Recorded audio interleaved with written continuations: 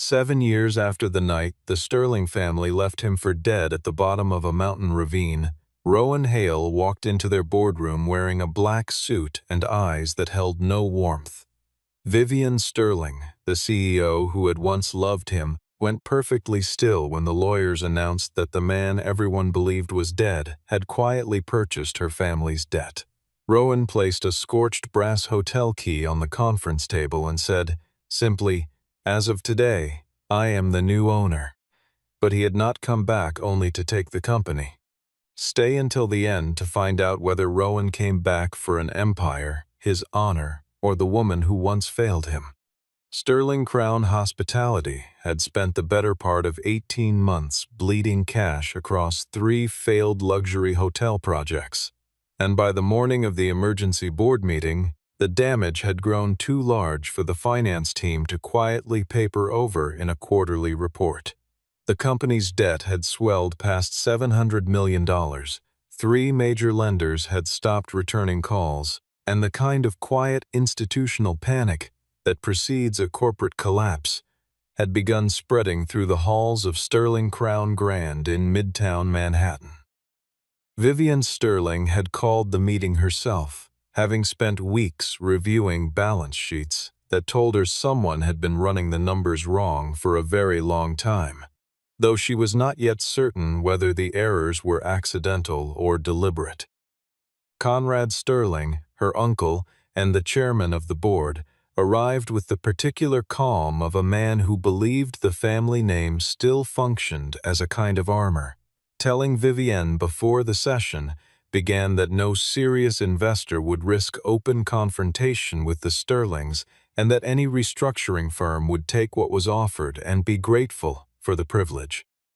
The invitation to Northline Hospitality Group had been Conrad's own idea, a quiet, well-capitalized fund that had spent several years acquiring and reviving struggling hotels, and he had assumed the meeting would end with Northline accepting minority terms and writing a large check without asking too many questions about where the money had gone. The door to the boardroom opened, and the room shifted before anyone spoke a word. Rowan Hale entered ahead of 2 lawyers and a woman carrying a forensic audit case, and every person at that table who had been at Sterling Crown 7 years ago felt the temperature change in a way that had nothing to do with the building's climate system. Vivian's hand tightened around her pen, but she did not look away, because she had taught herself over 7 years not to look away from things that frightened her, and the sight of a man she had believed was dead frightened her in a way she had not anticipated and could not immediately name. Blaine Sterling, seated to Conrad's left, let his own pen roll off the edge of the table entirely, and he did not reach down to pick it up, because picking it up would have required lowering his eyes for even a moment, and he was not yet certain what Rowan's face was going to do next. The lead attorney for Northline opened a portfolio and laid out what had already happened before any vote could be called. Northline had purchased 56% of Sterling Crown's secured debt through 3 separate institutional transactions, had acquired convertible equity positions from 2 investment funds that had quietly lost confidence in Conrad's management, and held the contractual right to convert that debt into controlling shares if Sterling Crown failed to meet its next payment threshold. Rowan had not arrived simply to negotiate.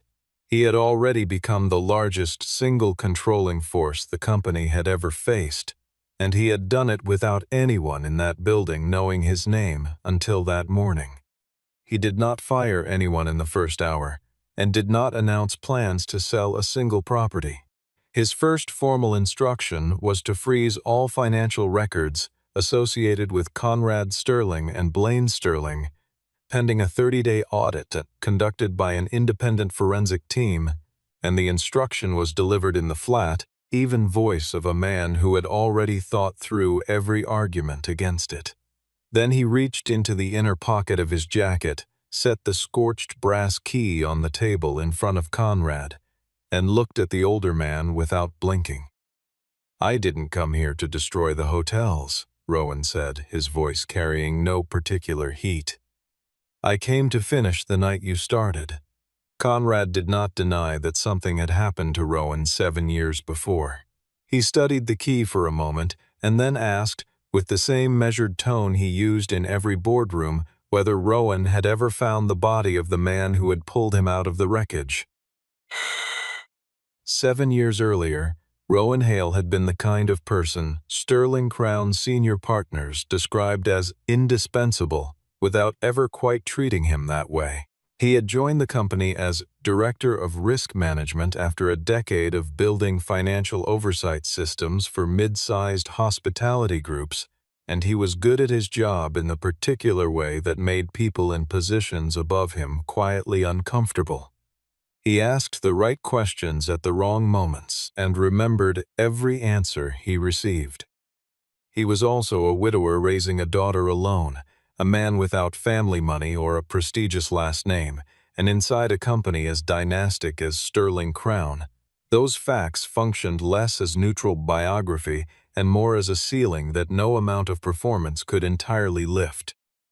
Vivian Sterling had been deputy CEO when they first worked closely together, and she had been drawn to him precisely because he spoke to her the way people spoke to someone they respected rather than someone they needed to impress, and in her world that particular quality was rarer than most people outside it would have believed.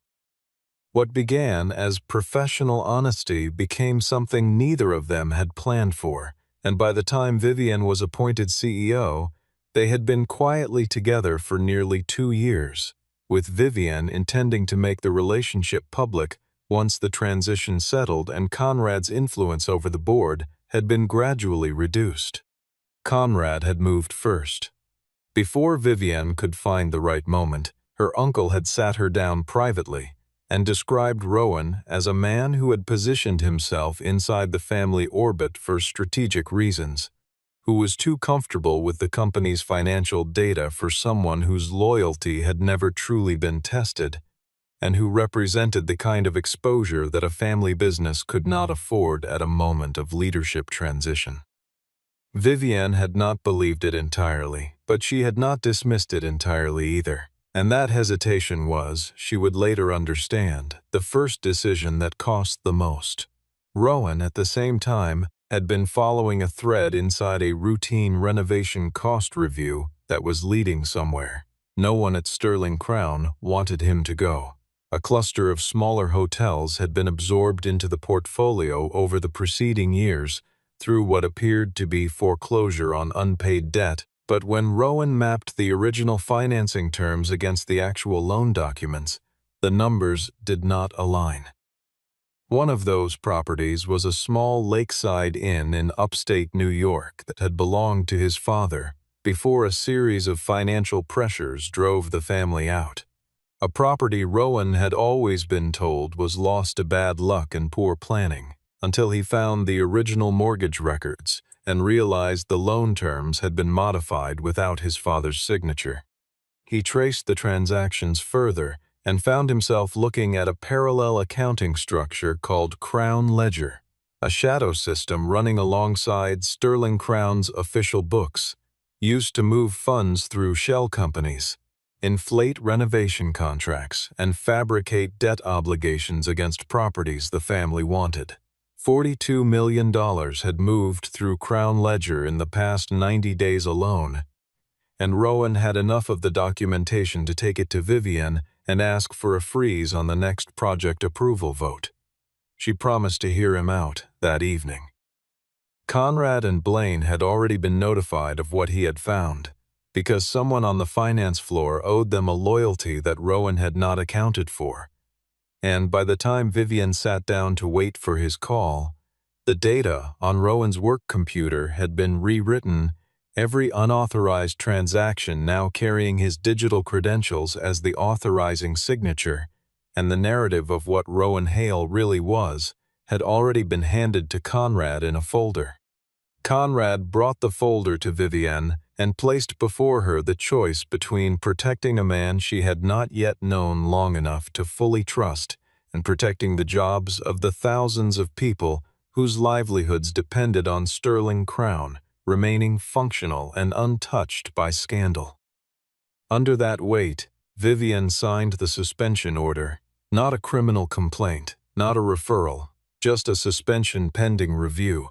But Blaine had already routed copies of the fabricated evidence to law enforcement and to 2 financial reporters, framing Rowan as a man who had used his access to exploit the family that had given him his career. And by the time the stories ran the following morning, the suspension order had become the official confirmation of every accusation in print. The message arrived on Rowan's phone from Vivian's number late that evening, a short text asking him to drive to Whitmore Mountain Resort if he wanted to see original evidence that would clear his name. He went because he still believed that, whatever Vivian thought of him in those hours, she was not a person who would invite him somewhere to be hurt, and because the alternative was waiting in an apartment while a false record of his crimes circulated through a company he had spent years serving faithfully. The resort was 40 minutes from the city, up a road that narrowed as it climbed, and when Rowan arrived at the main entrance, Vivian was nowhere in the lobby, and the desk staff had no record of a reservation under her name. Conrad and Blaine were waiting in a private meeting room instead, and Conrad's expression when Rowan entered was one of careful, almost clinical patience, the look of a man who had already decided the conversation's outcome and was simply waiting for the other party to arrive at the same understanding. The offer Conrad made was clean and practical. Rowan would sign a written acknowledgement of the financial irregularities, accept a severance arrangement, leave New York permanently, and have no further contact with Vivian or any member of the Sterling family. In exchange, Sterling Crown would not pursue criminal charges, and Lila, Rowan's daughter, would not be touched in any way, a phrase Conrad used twice without elaboration. Rowan said no, and he told them that he had already secured a partial copy of Crown Ledger at a location not accessible to anyone at Sterling Crown, which made Blaine's shoulders tighten visibly and made Conrad go very still for a moment before he said the conversation was over. The drive back down the mountain began in heavy rain, and Rowan was perhaps 15 minutes below the resort when he noticed the Sterling security vehicle that had been parked near the entrance was now moving behind him, positioned closer than road conditions justified, on a stretch of road that offered no safe shoulder to pull onto. The collision came without warning, a hard lateral push that sent his car across the center line, over the edge of a drainage cut, and down a rocky slope that ended at a stand of old trees 200 feet below the road's surface. There were no dramatic final images, only the violence of the impact, then cold, then nothing. From the road above, Blaine looked down into the darkness at the base of the slope and told the driver that no one survived that kind of drop in that temperature, and Conrad, who had followed in a second vehicle, instructed the security team to wipe the resort's camera footage for the evening, using an administrative override key registered to a terminated employee, and to report the security vehicle as stolen the following morning. A highway maintenance crew found Rowan's car before dawn, found Rowan still inside it, barely coherent but breathing, and brought him to a small regional hospital under an unidentified patient admission because none of his identification had survived the wreck intact. The same morning, a national business wire ran a story sourced to Sterling Crown's communications office, stating that Rowan Hale, the company's former risk director, had fled following an investigation into a $42 million fraud and had been involved in a vehicle accident of unclear circumstances. Vivian watched the broadcast in her office and was shown a file that included what appeared to be a booked departure flight, evidence that Rowan had planned to leave the country, and she looked at it for a long time, trying to find the thing that felt wrong about it, before Silas Kingsley's name entered the story from a direction no one at Sterling Crown had anticipated. Silas had owned a timber property adjacent to the slope where Rowan's car had come to rest, and the maintenance crew that found the wreck worked out of a facility on his land. He had heard about the accident within hours of its discovery and understood from the location and manner of it that whoever had gone off that road had not done so by accident. He arranged to have Rowan transferred to a private care facility in another state under a different name before anyone associated with Sterling Crown thought to check regional hospitals for an unidentified male patient, covered the medical costs through an anonymous trust, and told Rowan only what he believed Rowan needed to know in that moment. You cannot beat them with the truth when they own every place the truth can be told. Rowan spent nearly a year recovering and longer than that rebuilding everything else. The criminal case against him had lost momentum because no one could find $42 million in any account associated with his name because there was no $42 million, only a very clean set of false records and a prosecution that eventually quieted without a conviction and equally without a retraction. His daughter Lila had gone to stay with her aunt during his hospitalization, and when he was stable enough to think clearly, he moved them both to a mid-sized city on the eastern coast and started again with his own name and nothing else. Silas found him there and made an offer, seed capital to acquire a small inn on the Maine coast that was 2 months from closing, and a framework for Rowan to apply the risk analysis system he had been developing, a proprietary algorithm he called Atlas, which identified the operational and financial patterns responsible for hotel failures to bring the property back from the edge. Rowan accepted, not because he fully trusted Silas yet, but because he needed capital, and the alternative was watching a property with 37 employees collapse for reasons that were fixable if someone with the right knowledge was willing to act. He did not fire anyone.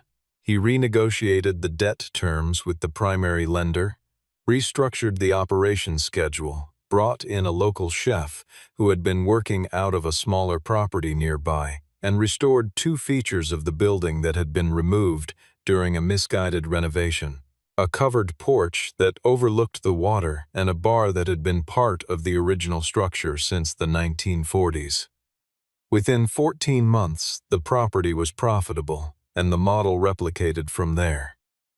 Northline Hospitality Group grew from that single inn into a portfolio of 37 properties over 7 years, each acquired at fair market value from owners in genuine distress, each rebuilt without replacing local staff with imported management teams, each returned to its own particular character rather than converted into a branded replica of everything else. Rowan became wealthy the way people become wealthy when they are very good at something and very consistent about the principles behind it, and he remained almost entirely invisible to the financial press because he found its attention counterproductive to the actual work. He had been watching Sterling Crown's balance sheet for years, and when the company's debt load reached a point of structural fragility, and 3 lenders began quietly shopping the notes, Rowan moved through the acquisition without anyone connecting the buyer to the man the Sterling family had buried 7 years before. Lila, by then a 19-year-old architecture student who had grown up watching her father turn other people's failing properties into places worth returning to, knew he was preparing to go back to New York. She did not try to talk him out of it, but she asked him, once, the night before he flew out, to keep in mind the difference between recovering what had been taken from him and making everyone else feel as diminished as he had once felt. He did not promise her he had already drawn that line because he was a man who did not make promises he had not fully examined. The night before he flew back to New York, a courier delivered an unsigned envelope to his hotel room. Inside was a photograph of Vivian Sterling standing alone beside the burned-out shell of a car at the bottom of a ravine. His car, from the night of the accident, and the image had been taken recently enough that she was wearing a coat he had never seen before. The audit Rowan announced in that first meeting was not performative. June Calder, his forensic advisor, established her team in Sterling Crown's financial systems within 48 hours, and every transaction exceeding $1 million was flagged for her countersignature before it could clear. The access privileges Conrad and Blaine had exercised as a matter of course for years, the corporate aircraft logged as operational expenses, the consulting payments to companies sharing office addresses with Sterling family entities, the personal real estate costs buried in renovation budgets, were suspended pending review, cleanly and without announcement, through a series of administrative locks placed overnight. Blaine's access to Treasury accounts was revoked entirely. The process was surgical and undemonstrative, which was exactly why it was effective. There was no confrontation, no raised voice, no dramatic gesture that could be reframed as hostile takeover theater. Only a precise withdrawal of the privileges that had allowed the Sterling family to treat a publicly capitalized company as a personal account for 2 decades. What Rowan did not do was equally deliberate. He did not cut salaries, did not announce layoffs, did not place a single Sterling Crown property on the market. The 2,400 people employed across the company's 16 hotels continued receiving their checks on schedule, continued to be managed by the same department heads, continued to operate as if the ownership change above them were an abstraction rather than an immediate threat to their livelihoods. This restraint confused some board members and unsettled Conrad in a way that more aggressive moves might not have, because Conrad had spent his career calculating people by the damage they intended to inflict, and a man who arrived with the power to ruin everything, and instead methodically protected employees, while dismantling only the privileges of the people at the top, was harder to categorize than an enemy who simply wanted to burn things down. Vivian requested a private meeting on the 3rd day.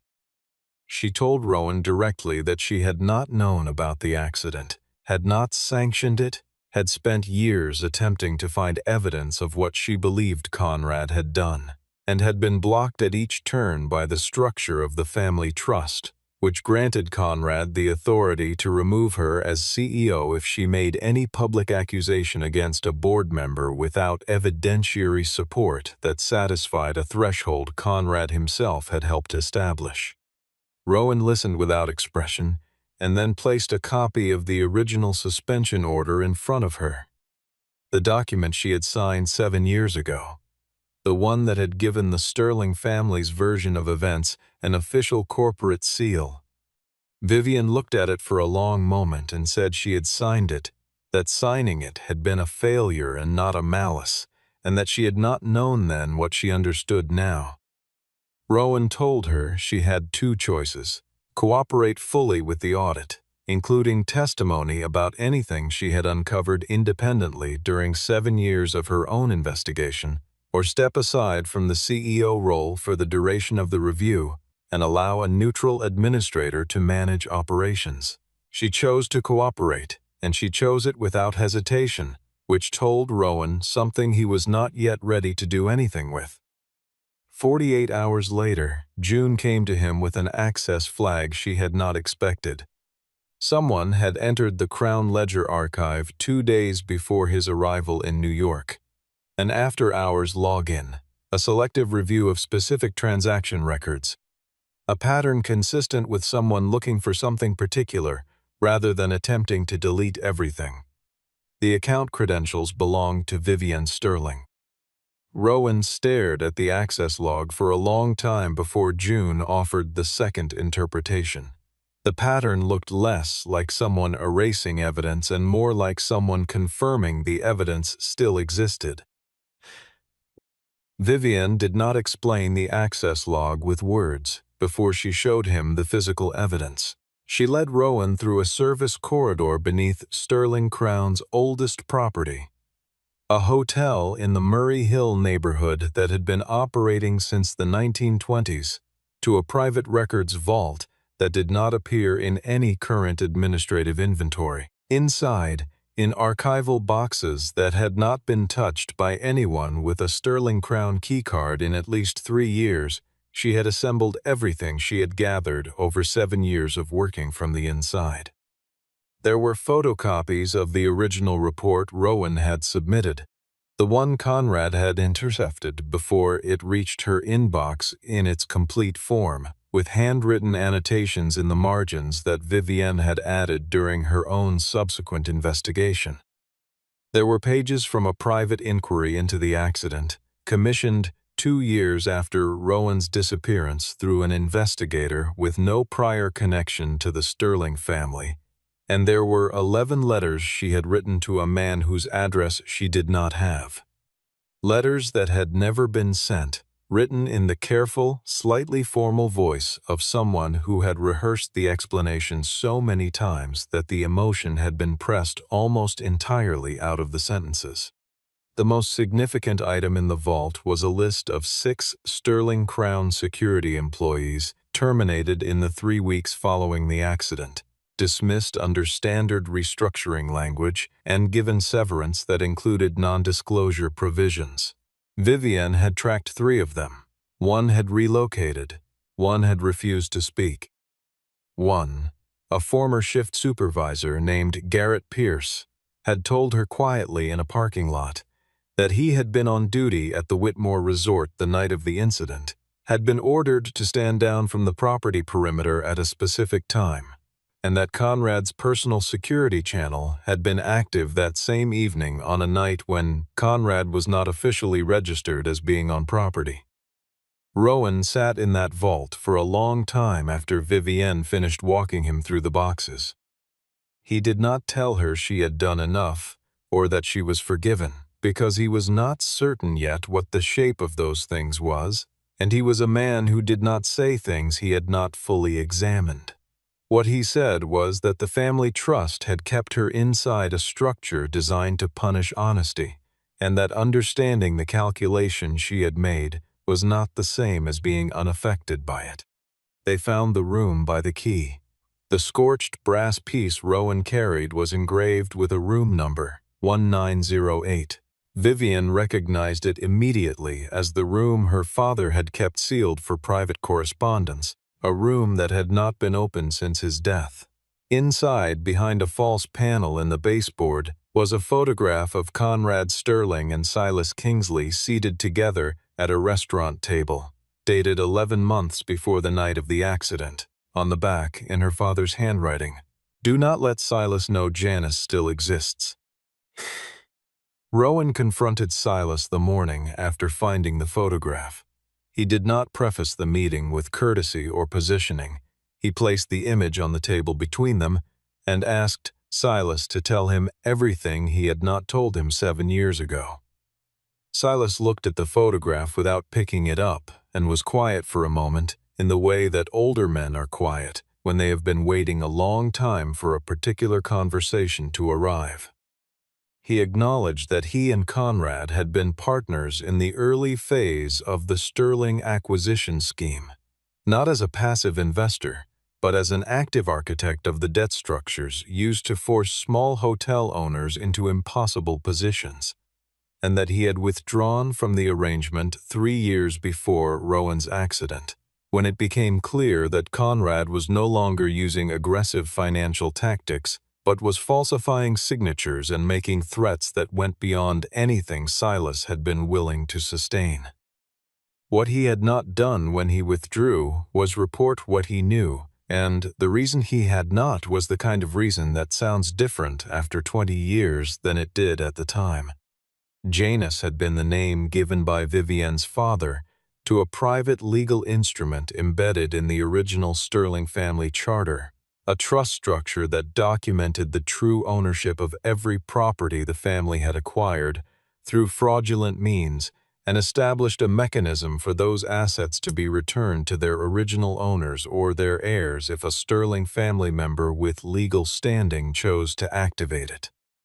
Vivienne's father had built it because he had discovered what Conrad was doing and lacked the courage to confront him directly, but could not bring himself to leave no corrective path for whoever came after him. Silas had known Janus existed because Vivian's father had mentioned it to him near the end of their professional relationship. As a kind of explanation for why he was not going to the authorities, and Silas had stayed quiet about it for so long that the knowledge had calcified into something he carried rather than something he used. He told Rowan that when Rowan had begun investigating Crown Ledger, Silas had recognized him as the person most likely to survive long enough and arrive at enough leverage to make Janus actionable, which was why the rescue from the wreck had not been entirely accidental, and why the seed capital for Northline had come without conditions designed to limit Rowan's independence. Rowan said that being a useful instrument was not the same as being treated as a person, and Silas did not argue with that. The counterattack from Blaine came within days. A regulatory complaint arguing that the Atlas algorithm had been conceived during Rowan's employment at Sterling Crown, making it the company's proprietary intellectual property and Northline's entire valuation foundation legally contestable. The regulatory authority froze Northline's voting rights while it investigated, which meant the leverage Rowan had assembled over months of careful financial positioning was suddenly suspended at the exact moment it would have been most decisive. Conrad, reading the opening correctly, convened an emergency shareholders meeting and began preparing a sale of Sterling Crown's highest value assets to a private investment vehicle, a Delaware shell company incorporated 3 days earlier, whose beneficial owner was Conrad Sterling himself. If the sale was approved while Northline's votes were frozen, Rowan would take control of a hollowed company, stripped of its most valuable properties, with the proceeds already routed beyond reach. Leela, who had come to New York to be near her father during the final weeks, found him reading Conrad's offer alone late one night. A clean proposal: take the company without a fight, sign a sealed agreement, and let the crimes stay buried. She told him that accepting it would make him the next man in the chair, the one who inherited the secret, and that she had not watched him build something honest for 7 years to see it end with him agreeing to protect the people who had tried to kill him. He declined the offer the following morning without ceremony. What Vivian's digital signature on the destruction order actually represented took June 31 hours of access sequence reconstruction to establish.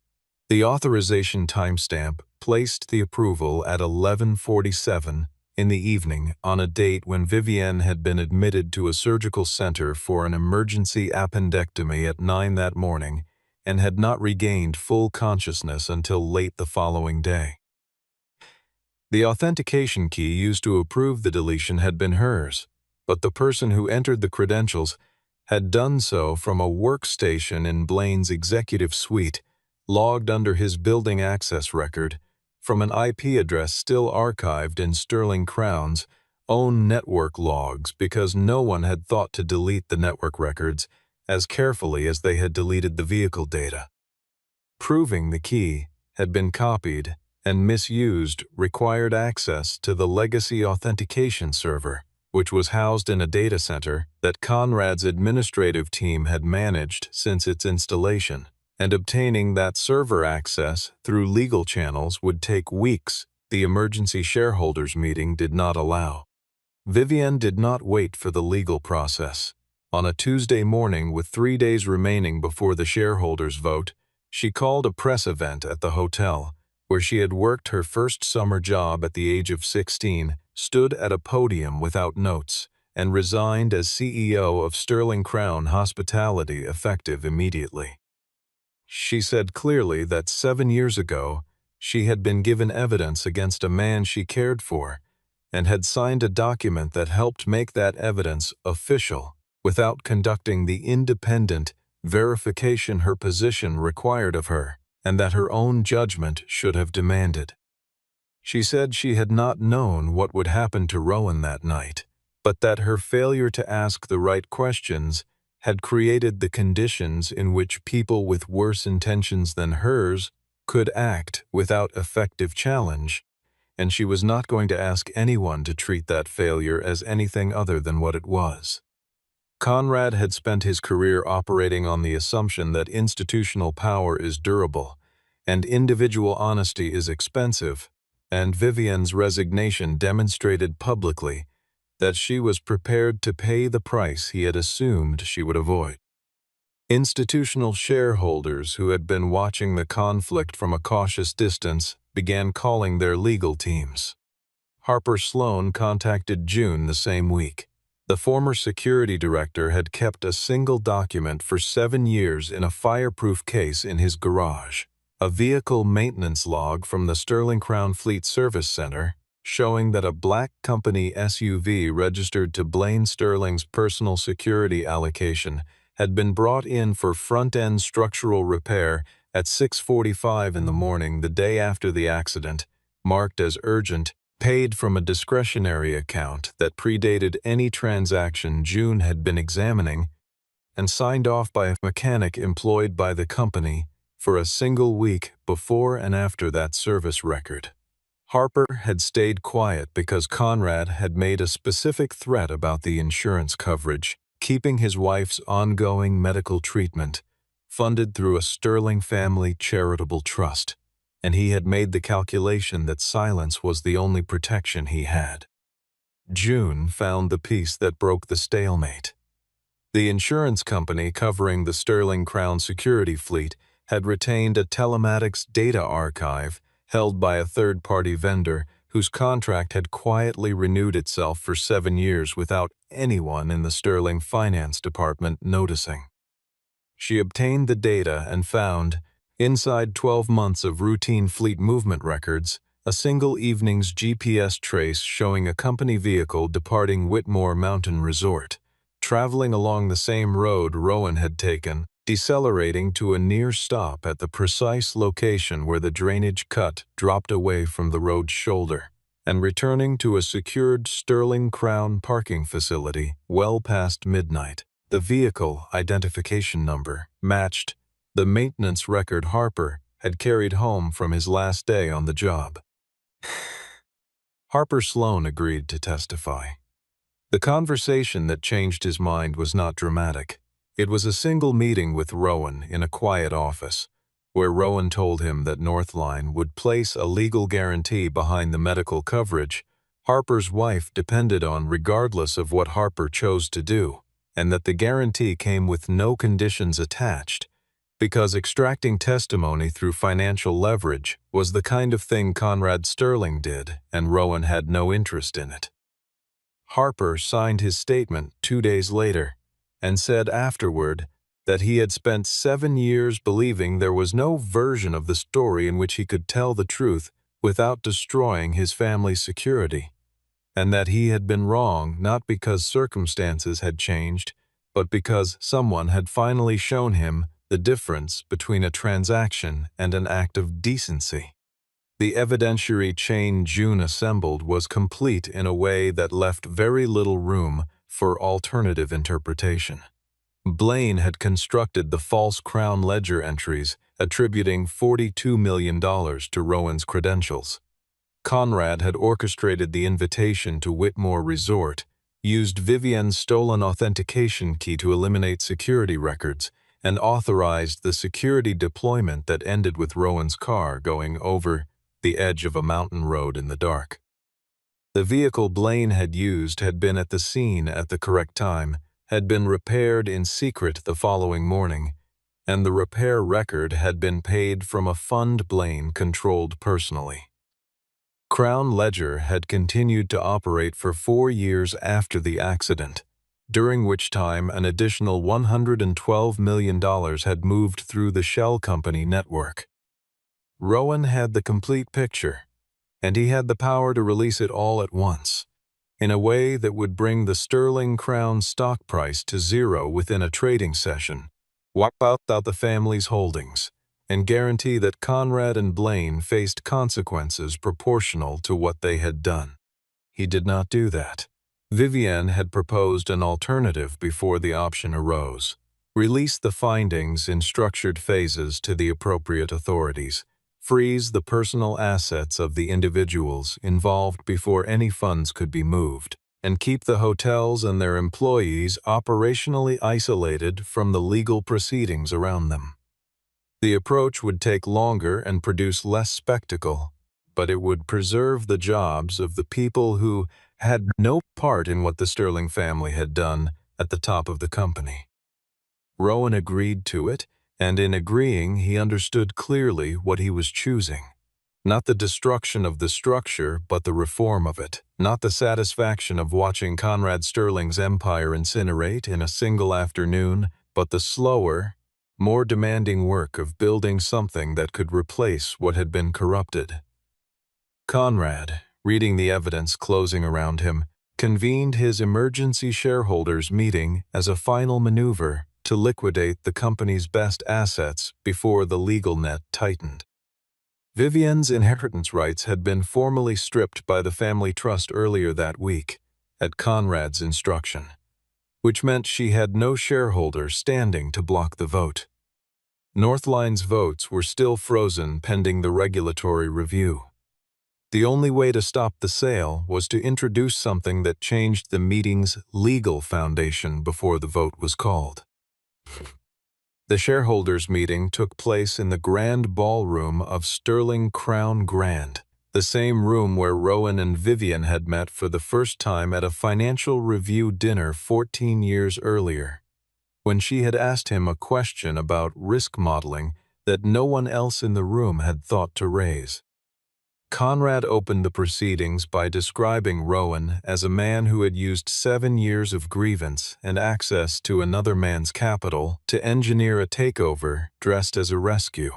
A person whose real purpose was not the welfare of Sterling Crown's employees, but the personal satisfaction of destroying a family that had built something of lasting value. He asked the shareholders to authorize the sale of the company's 4 highest value properties to what he described as a third-party investment group, and he spoke about protecting the Sterling legacy with the same authority he had used in every room he had entered for 40 years, because for 40 years that authority had been sufficient. Blaine presented a legal brief arguing that Northline's equity position was tainted by the ongoing intellectual property dispute and that the voting freeze should be extended.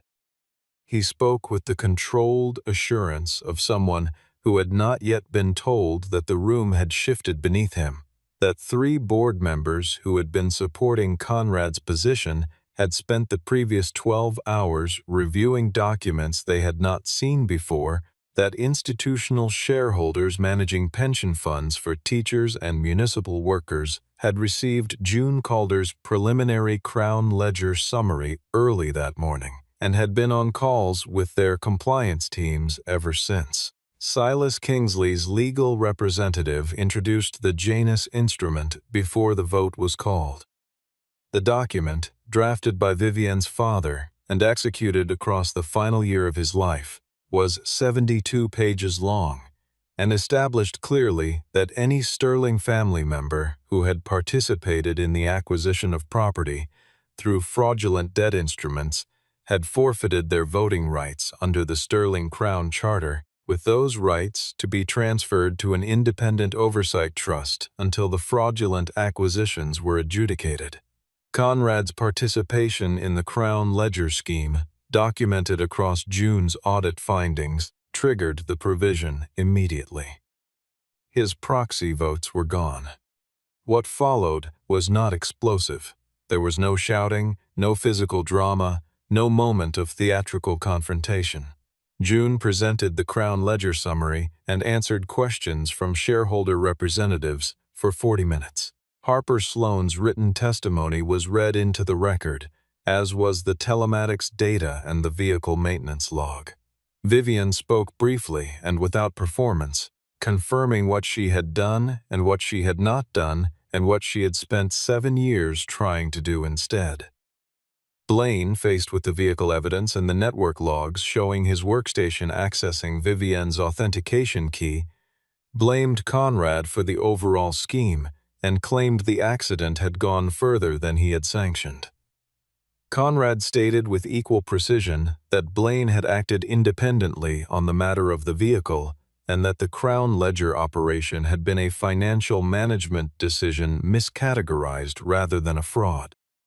The mutual accusations were on the record within 20 minutes and were, from a prosecutorial standpoint, more useful than almost anything else June had prepared.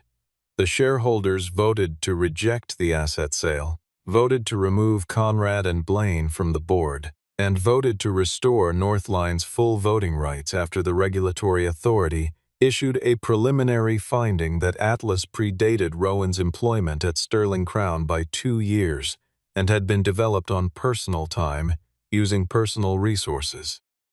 Rowan became the controlling shareholder as the room emptied, and Conrad walked out through a side door, and no one stepped aside to make the passage easier, because, for the first time in that building's history, no one felt that they had to.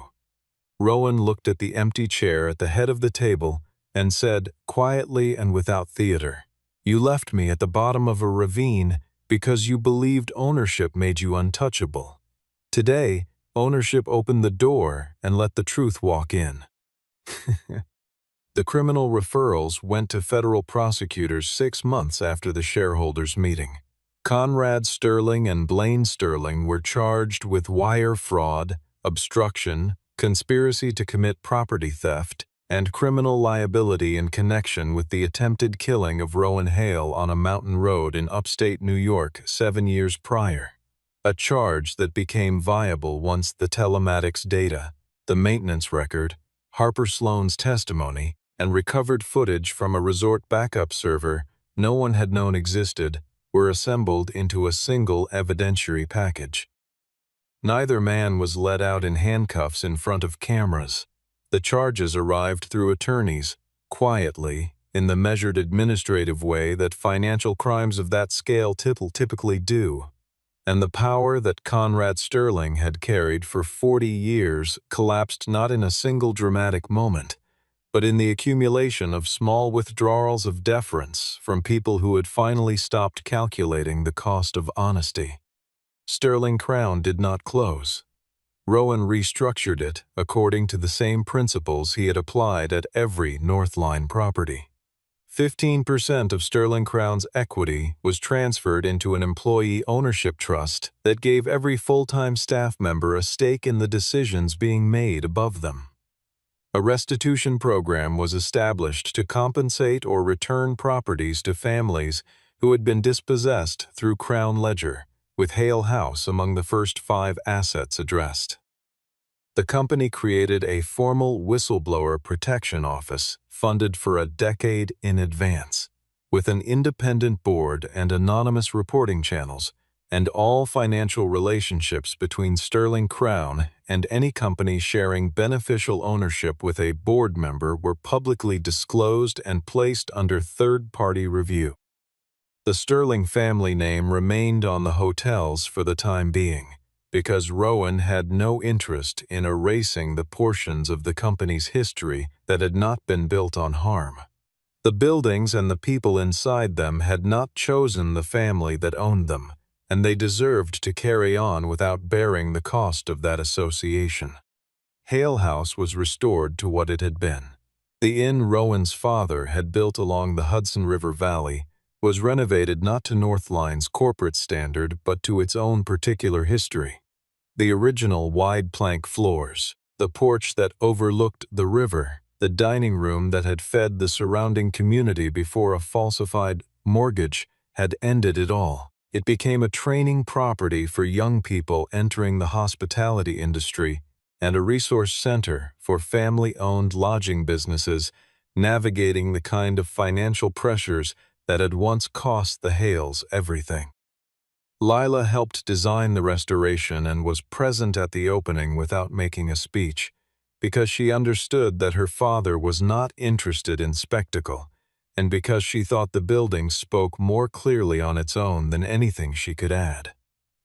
Vivienne did not reclaim the CEO position.